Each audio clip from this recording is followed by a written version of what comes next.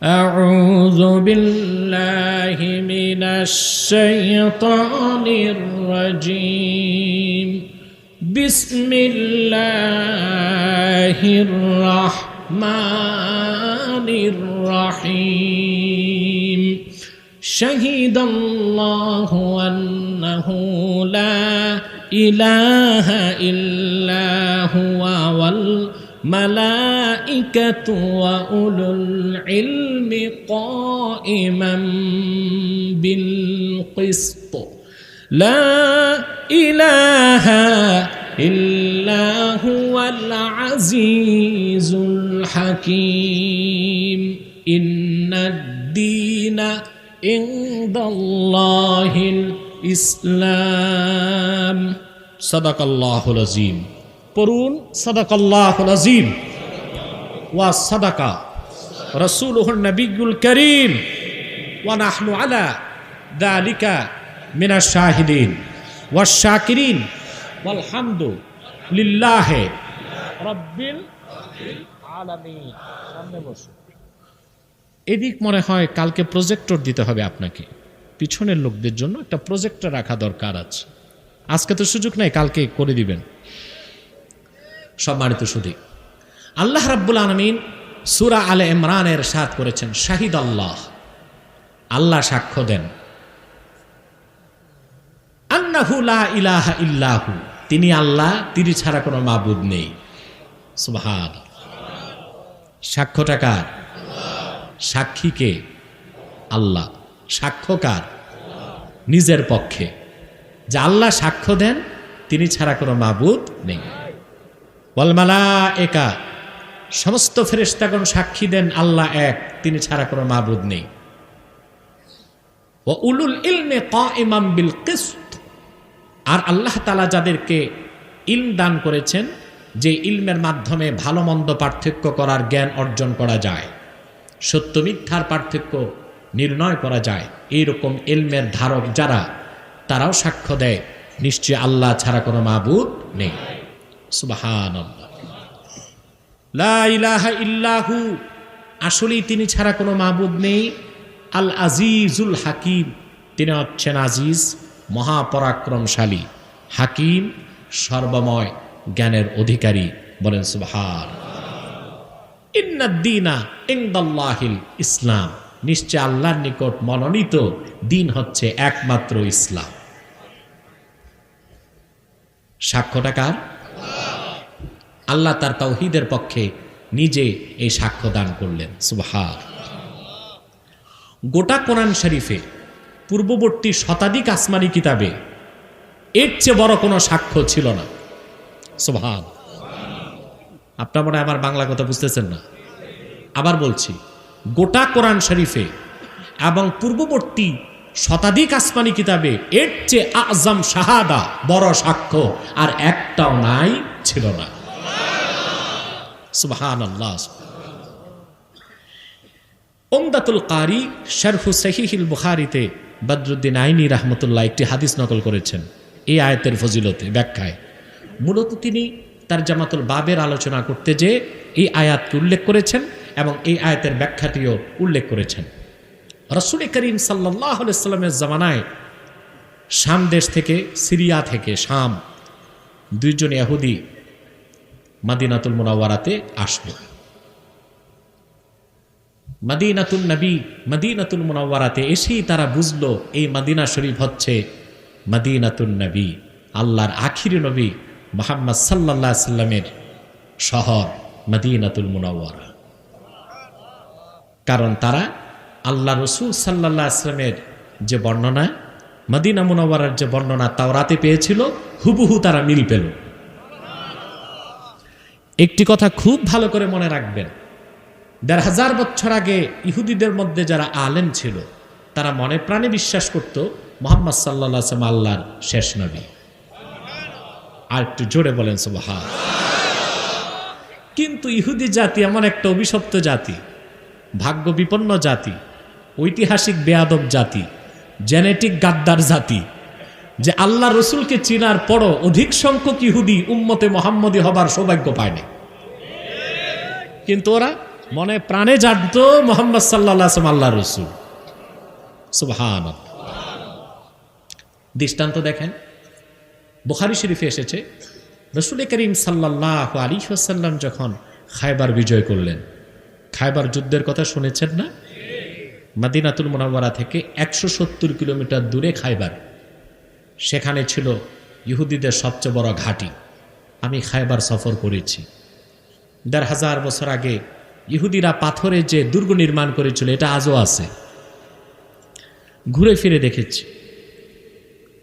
আল্লাহর হাবিব যখন খায়বার বিজয় করলেন, ইহুদি নেতারা নিহত হলো, মহিলারা বন্দী হলো, শিশুরা বন্দী হলো, সবাইকে রাসূল করিম সাল্লাল্লাহু আলাইহি ওয়াসাল্লাম ক্ষমা করে দিলেন। আমাদের একজন আম্মা জান ছিলেন হযরত সাফিয়া, কি নাম?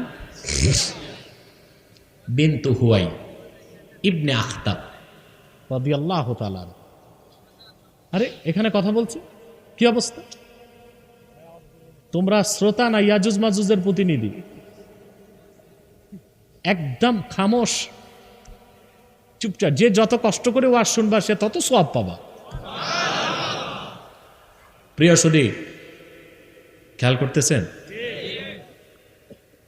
হযরত সাফিয়া বিনতু হুয়াই বলেন, তিনি আল্লাহ রসুলের কাছে আবেদন পেশ করলেন যে আমি সাফিয়া কোনো সাধারণ ঘরের মেয়ে না, হযরত হারুন নবীর বংশধর। আমি অন্য কারো কাছে যেতে চাই না, আল্লাহ রসুল যদি আমাকে ওনার কদমে জায়গা দেন আমি সৌভাগ্যবান মনে করব। আল্লাহর হাবিব সাল্লাল্লাহু আলাইহি ওয়াসাল্লাম তার আবেদন মঞ্জুর করলেন, তিনি ঈমান আনলেন, আল্লাহ রসুল তাকে নিকাহ করলেন, তিনি উম্মতের আম্মা হবার সৌভাগ্য লাভ করলেন। রাসূল করিম সাল্লাল্লাহু আলাইহি ওয়াসাল্লামের কাছে আসার পর আল্লাহ রসুল দেখলেন হযরত সাফিয়ার গালে 5 আঙ্গুলের দাগ। আল্লাহর হাবিব বললেন, সাফিয়া, এত জোরে তোমারে কে মারছে? এত জোরে মারলো কে তোমাকে? 5টি আঙ্গুলের দাগ বসে আছে। হযরত সাফিয়া রাদিয়াল্লাহু তাআলা আনহা বললেন, ইয়া রাসূলুল্লাহ, ইয়া হাবিবাল্লাহ, আজকে সকালবেলা আপনি খায়বার দুর্গ জয় করেছেন, রাতে আমি ঘুমাইছিলাম, স্বপ্নে দেখি আকাশের পূর্ণিমার চাঁদ আমার ডান কোলে চলে এসেছে। সকালে যখন যুদ্ধের আগে আমি আমার পূর্বের স্বামী ইহুদির কাছে, আমার স্বামীর কাছে স্বপ্নের কথাটা বললাম, সে সর্বশক্তি দিয়ে আমার গালে চপেটাঘাত করে বলল, বুঝতে পেরেছি অচিরেই তুমি মুহাম্মদ সাল্লাল্লাহু আলাইহি ওয়াসাল্লামের স্ত্রী হয়ে যাবা। স্বপ্নের ব্যাখ্যা বুঝছে, কিন্তু রাসূলুল্লাহর বিরুদ্ধে অস্ত্র ধারণ থেকে বিরত থাকে নাই, যুদ্ধ করলো, নিহত হয়ে গেছে। হযরত সাফিয়া এটা বর্ণনা করেছেন। তাহলে ইহুদিরা খুব ভালো করে চিনতো আল্লাহ রসুলকে, যে তিনি আল্লাহর আখিরি নবী, তিনি নবীগণের নবী। সুবহানাল্লাহ। কিন্তু ঈমান আনতে পারে না। সহিহ বুখারী 2য় খণ্ডে আরেকটি হাদিস এসেছে। হযরত সাফিয়া বলেন, আল্লাহ রসুল সাল্লাল্লাহু আলাইহি ওয়াসাল্লাম যখন হিজরত করে মক্কাতুল মুকাররমা থেকে মদিনাতুল মুনাওয়ারাতে আসলেন, আমার বাবা হুয়াই বিন আখতাব, সে ছিল গোটা আরবে ইহুদিদের সবচেয়ে বড় আলেম, বলা যায় ইহুদিদের আল্লামা। ইহুদিদের আমার চাচা হুয়াই বিন আখতাব বাবা আর আমার চাচা 2 জন গেলেন আল্লাহ রসুলের সাক্ষাতে। হযরত সাফিয়া বিনতু হুয়াই বলেন, মদিনা মুনাওয়ারা থেকে তারা যখন খায়বার ফিরে আসলো, আমি দেখলাম আমার বাবা এবং চাচা 2 জনের চেহারাটা কালো হয়ে গেছে। তারা কি যেন কানে কানে কথা বলে, আমাকে শুনতে দেয় না। আমি গভীর মনোযোগে কান পেতে শুনলাম। আমার চাচা আমার বাবাকে প্রশ্ন করছে, আহুয়া হুয়া।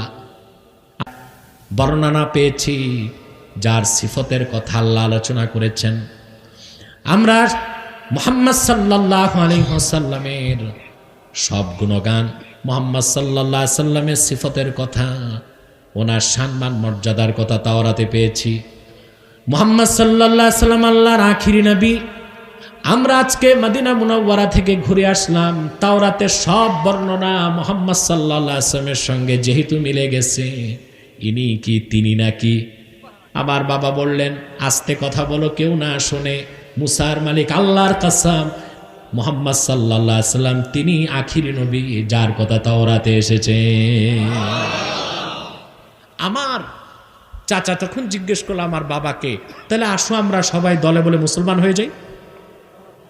হুয়াই বিন আখতাব বলল যে না, মুসলমান হওয়া যাবে না, কারণ মুহাম্মদ সাল্লাল্লাহু আলাইহি সাল্লাম আখিরি নবী, তিনি আসবেন আখিরি নবী হিসেবে আমাদের ধারণা ছিল বনি ইসরায়েল থেকে, কিন্তু তিনি তো আসলেন ইসমাইলের বংশে, অতএব আমরা মুসলমান হব না, আমরা বিরোধিতা করে যাব।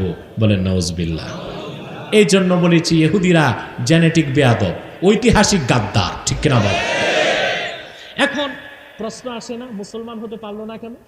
রাসূল করিম সাল্লাল্লাহু আলাইহি সাল্লামকে চিনার পরও মুসলমান হতে পারলো না কেন? প্রশ্ন আসে কিনা? আরে ভাই বলেন না, আসে কিনা? জবাবটা আল্লাহ দিয়ে দিয়েছেন।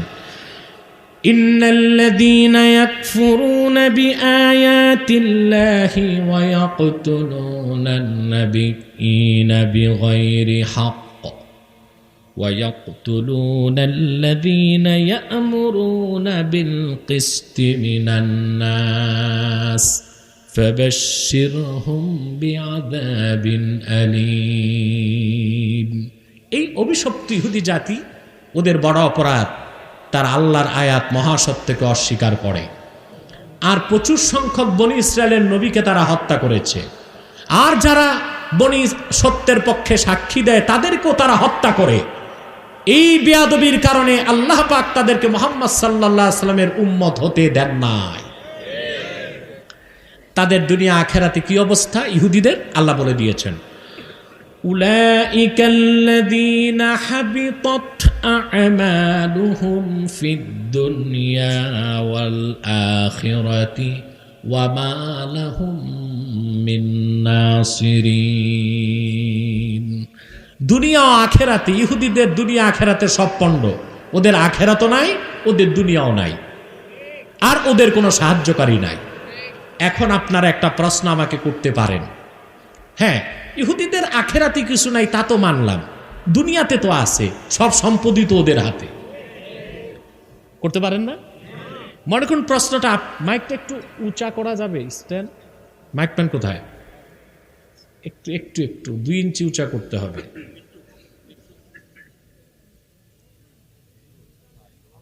যাক যাক, থাক থাক, এখন আরো ডিস্টার্ব হবে, মাইক প্যান মনে ঘুমাইতে গেছে না, আছে? হ্যাঁ থাক। আসলে ইউটিউবাররা তাদের স্পিচগুলো এখানে বেঁধে দিলে সমস্যা হয়, ওটা আলাদা একটা স্ট্যান্ডে বাঁধতে হয়। সে যাই হোক, থাক থাক থাক, ওখানে থাকো, তোমার তো মাথায় টুপি না, আমার মনে অজুও নাই, তোমার দরকার নেই আসার, ওখানেই থাক। প্রিয় ভাই,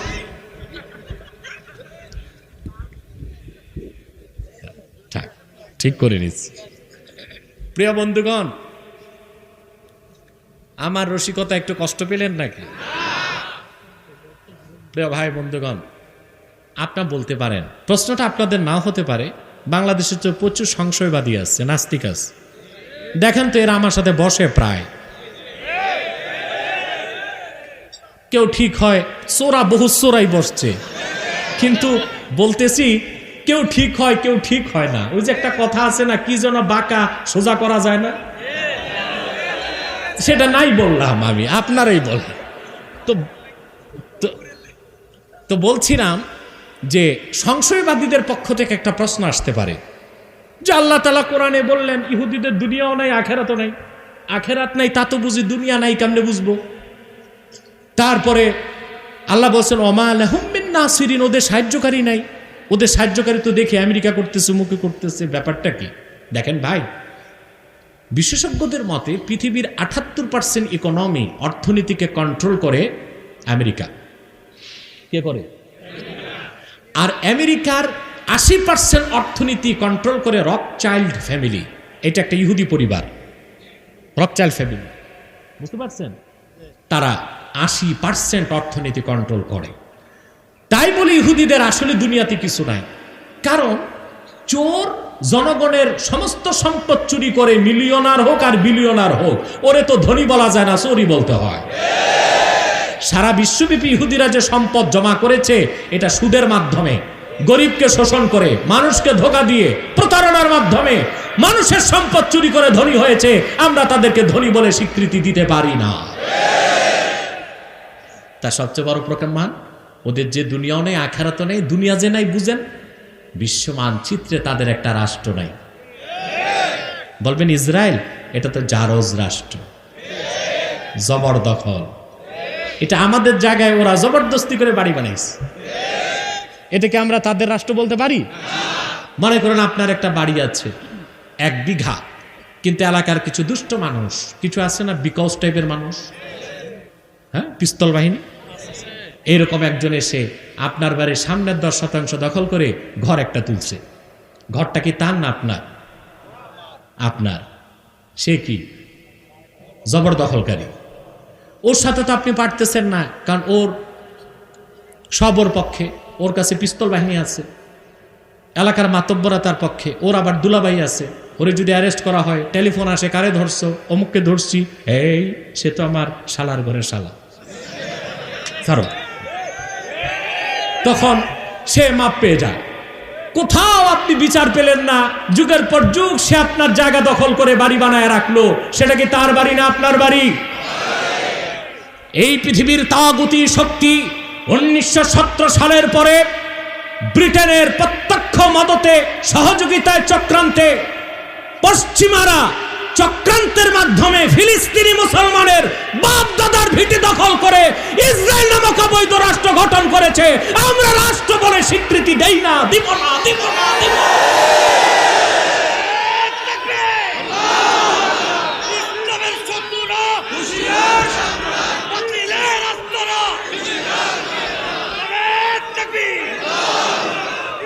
মনে রেখো মুসলমান, আজ হোক কাল হোক, বিশ্ব মানচিত্রে ইসরায়েল নামক কোন রাষ্ট্রের অস্তিত্ব খুঁজে পাওয়া যাবে না ইনশাআল্লাহ। সেই দিন আসতেছে, ঠিক কিনা বলেন? সেই দিন আসতেছে। আল্লাহ বলেছেন ওমা লাহুম মিন নাসিরিন, ওদের সাহায্যকারী নাই। আসলেই তো নাই। 1917 সালে তাদেরকে ব্রিটেন জাহাজে করে আনা শুরু করলো ইউরোপ থেকে। হিটলারে এমন দেওয়া দিচ্ছে, একটা দুইটা মারছে, প্রায় 70 লক্ষ ইহুদিকে সে একেবারে কি বলবো এটাকে ক্লিন সাফ করছে। মরার আগ দিয়ে হিটলার, অ্যাডলফ হিটলার তার পিএসকে বলেছিল, কিছু ইহুদি রেখে গেলাম, এগুলোরও মারতে পারতাম। কেন? আগামী প্রজন্ম আমার যারা গালি দিবে ওরা বুঝবে আমি কাদেরকে মারছি। হিটলার মুসলমান হয় না, এই জন্য আমি দোয়া করতে পারি না, নইলে প্রাণ ভরে ওর জন্য দোয়া করতাম। কারণ সে বিশ্ব মানবতার কল্যাণে অনেকটাই কাজ করে গেছে। এক অভিশপ্ত জাতির মেরুদণ্ড ভেঙে গেছে। ব্রিটেন তাতে সাহায্য করেছে। 1948 সালে তাদেরকে স্বাধীনতা দেওয়ার পর, দ্বিতীয় বিশ্বযুদ্ধের পর থেকে যুক্তরাষ্ট্র তাদেরকে সাহায্য করা শুরু করছে। প্রতি মাসে যুক্তরাষ্ট্র প্রতি বছর $4 বিলিয়ন তাদেরকে সহযোগিতা করে আসতেছে। এখন আমেরিকা এতদিন সাহায্য করছে, এখন মুখ ফিরায় নিচ্ছে, কারণ ওরই তো যায় অবস্থা। 19 বছর মধ্য এশিয়াতে যুদ্ধ করে, বুঝলেন, নিরস্ত্র মুজাহিদদের সাথে যুদ্ধ করে 19 বছরে তার লস হয়েছে, খরচ হয়েছে $2.26 ট্রিলিয়ন।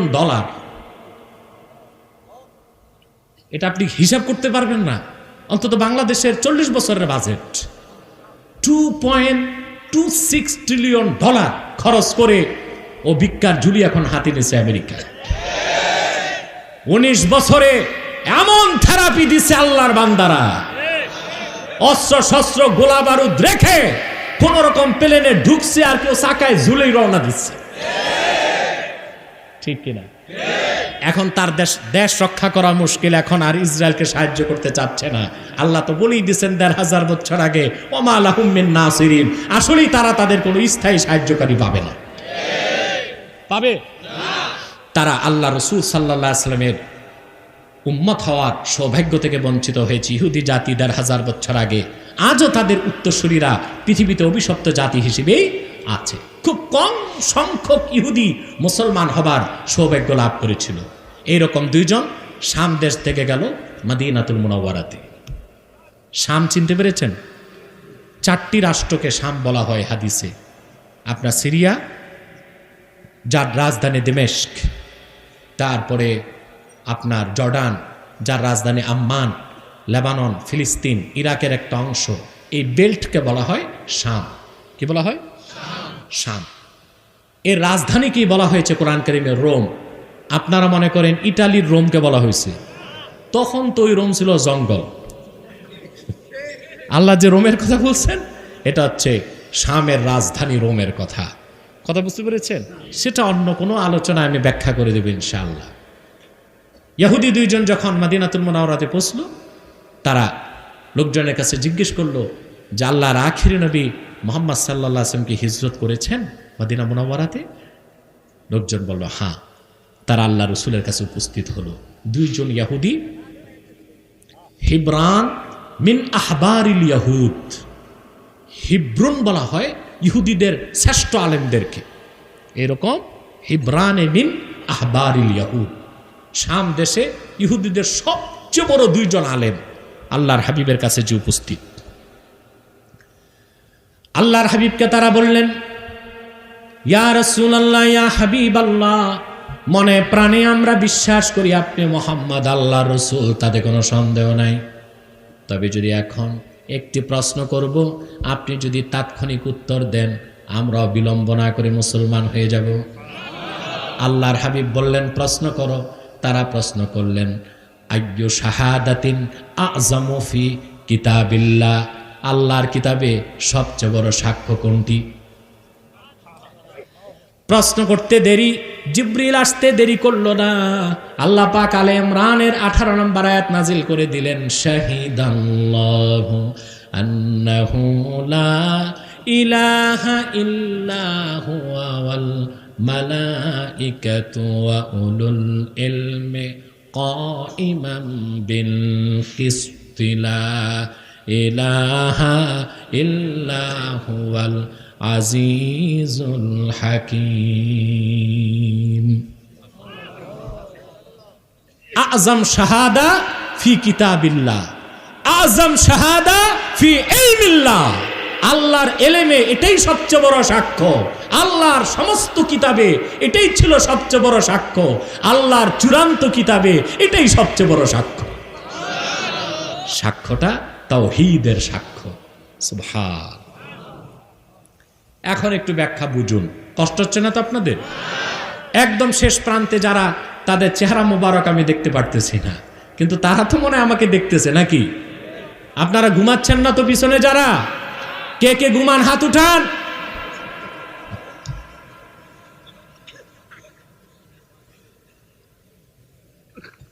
ঘুমাচ্ছে না, সব সজাগ হয়ে বসে আছে, আলহামদুলিল্লাহ।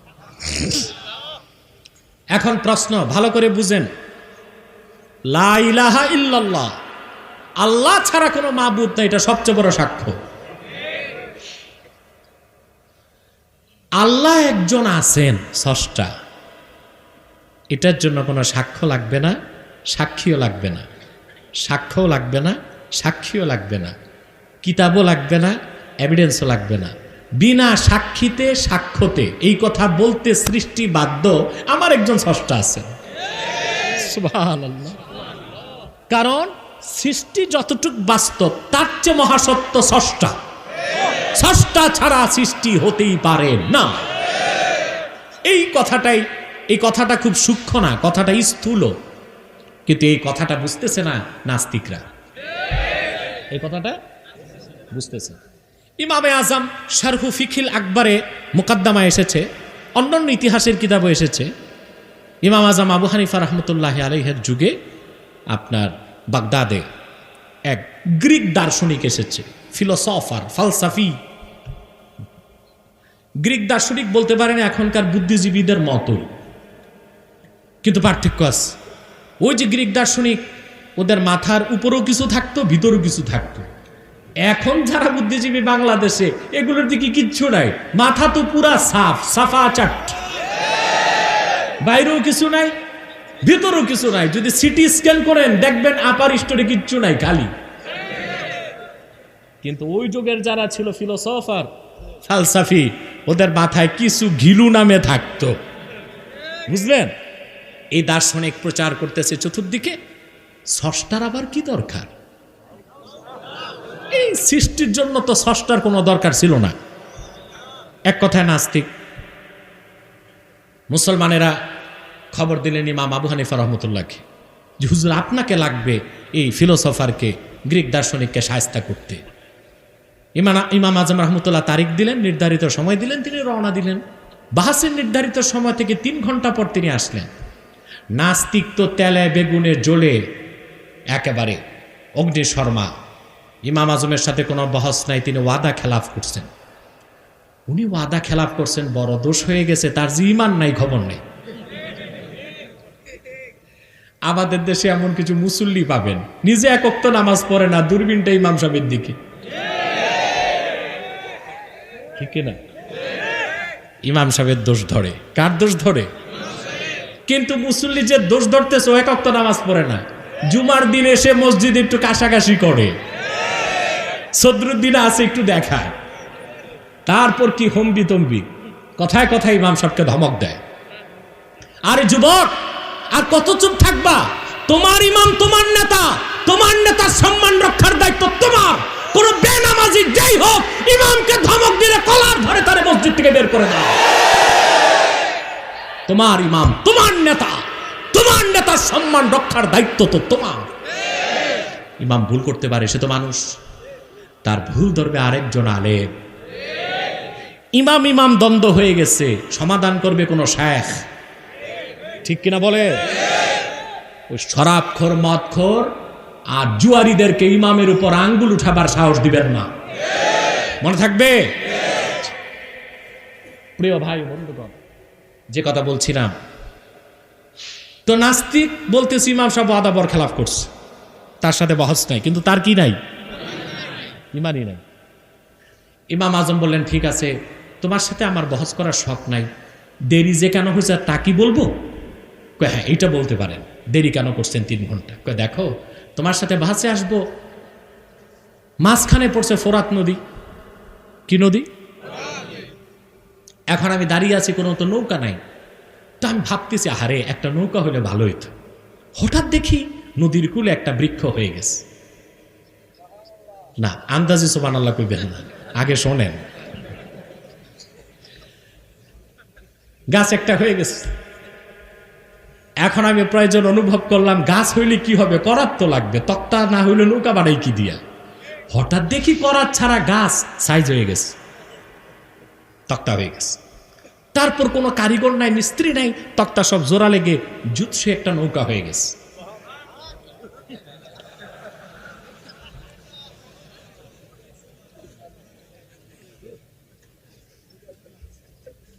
তারপরে তো আরো আশ্চর্য কথা, নৌকা যখন পানিতে নামলো, লগি নাই, বৈঠা নাই, মাঝিমাল্লা স্যার আমি উঠলাম, আমার নৌকা আমারে পার করে দিল।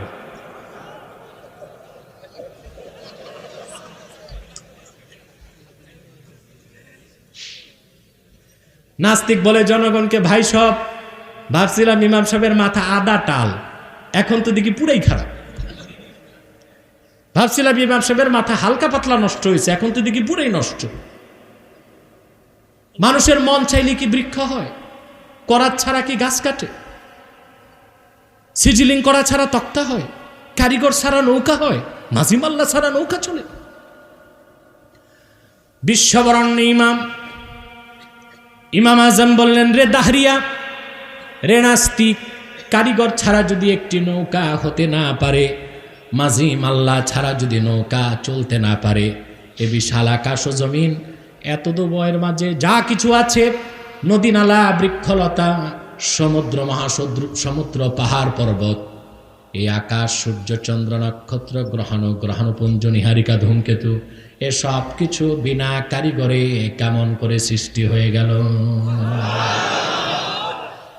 একজন নাজিম আল্লাহ ছাড়া একটি নৌকা যদি এপার ওপার হতে না পারে, এই গোটা বিশ্ব চরাচর কার অদৃশ্য আঙ্গুলের ইশারায় চলছে? যিনি কারিগর আর যিনি চালান, তিনি বিশ্ব স্রষ্টা আমার আল্লাহ রাব্বুল আলামিন। তাৎক্ষণিক সে ফালসাফি গ্রিক দার্শনিক ইমাম আজমের হাতে তওবা করে মুসলমান হয়ে গেল। তাহলে স্রষ্টা একজন আছেন, এটার জন্য কোনো সাক্ষ্য লাগে না, সাক্ষীও লাগে না। ইমাম আবু হানিফা রহমতুল্লাহকে প্রশ্ন করা হয়েছিল, পৃথিবীর এমন কোনো প্রান্ত যদি থাকে যেখানে এখনো মনুষ্যত্ব পৌঁছে নাই, ইসলামের দাওয়াত পৌঁছে নাই, ওই এলাকার মানুষগুলো কাল কিয়ামতে আল্লাহ হিসাব কি নেবেন, ওরা কি জান্নাতে যাবে না জাহান্নামে যাবে? আপনারা বলেন তো। মানে এমন এলাকা পৃথিবীতে যেখানে এখনো কালেমার দাওয়াত পৌঁছে নাই, ওদের হিসাব কি হবে? ওরা জান্নাতে যাবে না জাহান্নামে যাবে? প্রশ্ন আসে কিনা? এই এলাকা কি ইমাম আজমের যুগে ছিল না এখনো থাকতে পারে? আমি একটা উদাহরণ দিচ্ছি। অ্যামাজন জঙ্গল, আমাজন নাম শুনছেন না? এরা হচ্ছে দক্ষিণ আমেরিকাতে। কোথায়? 9টা দেশ নিয়ে, শুধু ব্রাজিল নয়, 9টা রাষ্ট্র নিয়ে একটা জঙ্গল। এটা দক্ষিণ আমেরিকাতে পড়েছে এবং 70 লক্ষ বর্গ কিলোমিটার জঙ্গলটা। বাংলাদেশের মতো 50টা রাখা যাবে। সুবহানাল্লাহ। বিজ্ঞান বলেছে আমাজনকে বলা হয় the lunch of the earth, পৃথিবীর ফুসফুস। সমস্ত পৃথিবীর মানুষের বেঁচে থাকার জন্যে যতটুকু অক্সিজেন দরকার তার 20% আল্লাহ ওখানে তৈরি করে দেন। স্যাটেলাইটের মাধ্যমে বিজ্ঞান কিছু স্ন্যাপ নিয়েছে, ভিউজ নিয়েছে। সেখানে দেখা যায় সে গহীন জঙ্গলে বিজ্ঞান ঢুকতে পারে নাই। ওখানে এমনও কিছু জায়গা আছে ঘন গাছপালার কারণে হাজার হাজার বছরে সূর্যের আলো পৌঁছে নাই। ভিডিওতে তারা দেখেছে স্যাটেলাইটের মাধ্যমে ওখানেও কিছু মানুষ আছে। মানুষগুলোর কাপড় চোপড় আছে এবং তারা ভাষার আদান প্রদান করে, গান বাদ্য করে, সাংস্কৃতিক উৎসব করে, শিকার করে, পশু আগুনে সিদ্ধ করে খায়। ওই মানুষগুলোর কাছে তো ইসলামের দাওয়াত এখনো পৌঁছে নাই। ওরা মানুষ তো। কাল হাসরে কি প্রশ্ন হবে, আর ওরা জান্নাত পাবে না জাহান্নাম পাবে? প্রশ্ন কি আসে? ঠিক একই কথা বলা যায় উত্তর মেরুর ক্ষেত্রে। বরফ অঞ্চলে যারা থাকে, বুঝলেন, বরফেই জন্ম, বরফেই থাকে, বরফ দিয়েই ঘর বানায় এস্কিমো যারা। ওখানে তাপমাত্রা থাকে সবসময়, সর্বনিম্ন থাকে -20 ডিগ্রি সেলসিয়াস আর সর্বোচ্চ থাকে -50, 55, -70 ডিগ্রি সেলসিয়াস তাপও থাকে। পশুর চামড়া দিয়ে ওরা শরীরকে আবৃত করে রাখে, আগুন ধরাতে পারে না। কথা বুঝতে পারছেন? ওই রকম একটা মানুষ যদি বাংলাদেশে আনেন, এই তাপে সে মোমের মতো গলে যাবে। ওখানেই থাকে, ওখানে কোনো চাষাবাদ হয় না, ধান নাই, চাল নাই, গম নাই, কিচ্ছু নাই। চিন্তা করছি খায় কি? রিজিকের মালিক ওখানেও তাদের রিজিক পৌঁছে দিয়েছেন। বরফের নিচে আল্লাহ তাআলা কিছু সুস্বাদু সুমিষ্ট মাছ রেখে দিয়েছেন। ওরা বরফ খুঁড়ে খুঁড়ে মাছ বের করে কাঁচা খায়, রসগোল্লার মতো মজা পায়। সুবহানাল্লাহ। ওদের কাছে, ওদের সংখ্যা এখন পৃথিবীতে মোট প্রায় 1 লক্ষ। এখনো তাদের কাছে ইসলামের দাওয়াত পৌঁছে নাই। কাল কিয়ামতে ওদের প্রশ্ন কি, জবাব কি? জান্নাত যাবে না জাহান্নাম যাবে? প্রশ্ন কি আসে?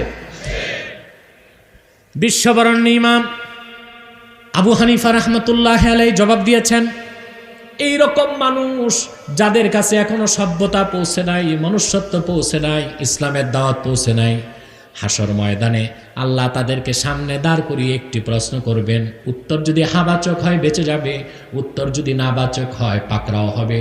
আল্লাহ শুধু প্রশ্ন করবেন, মান খলাকাকা, কে তোমাকে সৃষ্টি করেছেন? লোকটি যদি জবাব দেয় আল্লাহ তুমি, তার জন্য আল্লাহ পাক জান্নাতের দরজা খুলে দিবেন। কারণ গোটা সৃষ্টি জগতের জন্য একজন স্রষ্টা আছেন। এই কথা বুঝার জন্য সাক্ষী লাগবে না, সাক্ষ্য লাগবে না, কোনো প্রমাণের প্রয়োজন নাই। বলেন সুবহানাল্লাহ। তো সাক্ষ্যটা কি জন্য? লা ইলাহা ইল্লাল্লাহ, তিনি এক। ওনার জাতে কারো শরীক নাই, ওনার সিফাতে কারো শরীক নাই, ওনার ইবাদতে কারো শরীক নাই। তিনি এক, একক, আহাদুল ফারদুস সামাদ, লাম ইয়ালিদ ওয়া লাম ইউলাদ ওয়া লাম ইয়াকুল লাহু কুফুয়ান আহাদ। ওনার এই তাওহীদের সাক্ষ্য, একত্বের সাক্ষ্য দরকার আছে। এর জন্য সাক্ষীর প্রয়োজন আছে। এই সাক্ষীটা, এই সাক্ষ্যটা প্রথম তিনি নিজে দিয়েছেন। শাহিদাল্লাহ আন্নাহু লা ইলাহা ইল্লাহু, আল্লাহ সাক্ষ্য দেন তিনি ছাড়া কোনো মাবুদ নেই। এই সাক্ষ্য দিয়েছেন লক্ষাধিক নবী রাসূলগণ। সুবহানাল্লাহ বলবেন না? এই সাক্ষ্য দেয় সমস্ত ফেরেশতাগণ। এই সাক্ষ্য দেন ওহির এলেম যারা অর্জন করেছে কিতাবের মাধ্যমে, সেই সব জ্ঞানীগণ। এই সাক্ষ্যর উপরে কোনো সাক্ষ্য নাই, এই সাক্ষ্যর চেয়ে সত্য কোনো সাক্ষ্য নাই, এই সাক্ষ্যর চেয়ে আযাম কোনো সাক্ষ্য নাই। এই সাক্ষ্য দিয়েছেন লক্ষাধিক নবী রাসূল। একজন দুইজন কথা বলে না, আমার ভাইরা,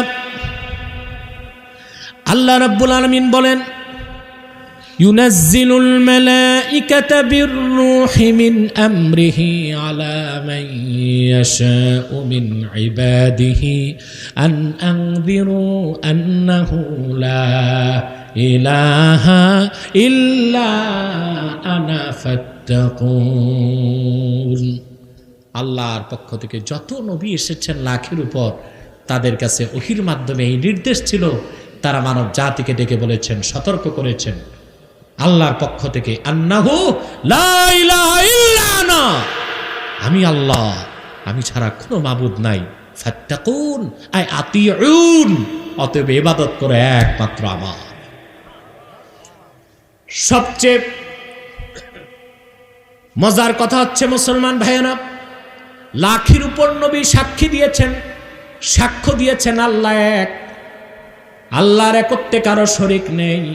লাখের উপর নবী সবাই আল্লাহর কথা কানে শুনেছেন, কেউ চোখে আল্লাহকে দেখেন নাই। কিন্তু নবীগণের মাথার তাজ আখিরি নবী মুহাম্মদ সাল্লাল্লাহু আলাইহি ওয়াসাল্লাম, তিনি ১৫০০ বছর আগে সাক্ষ্য দিয়েছেন আল্লাহ এক, আল্লাহর কোনো শরীক নাই।